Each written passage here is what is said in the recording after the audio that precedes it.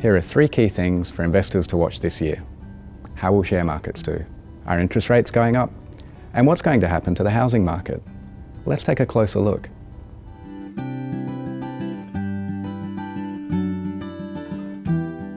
Last year, for the first time since the financial crisis began a decade ago, we saw all major economies showing strong growth.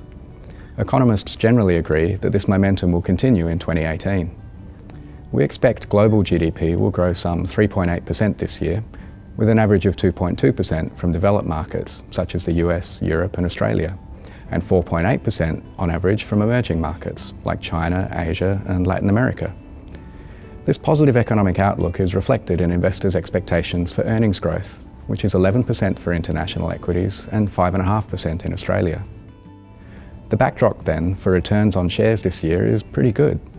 That said, it's worth bearing in mind that valuations are higher than average, and generally, when this is the case, future returns tend to be lower over the medium to long term. Central banks around the world have been gradually reducing their stimulatory policy settings as their economies improved. The US Fed actually raised rates 3 times last year, and is expected to go 3 more times in 2018. Most major central banks aim to keep prices stable, and in the absence of inflation in recent years, they've been able to keep interest rates very low.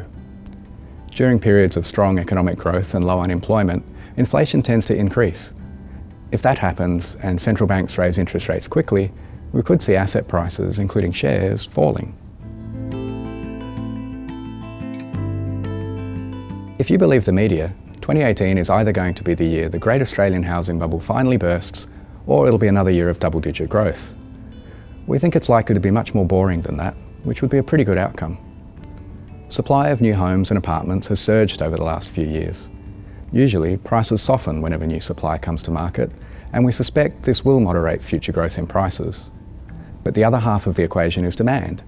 At around 1.6% per annum, Australia's rate of population growth is one of the highest in the developed world. While supply is expected to more than meet demand estimates, don't forget there was a long period of undersupply before the current boom. We're probably only now approaching the point where that's been addressed. So while we may see prices fall in some pockets, we think the likelihood of a crash is still fairly low.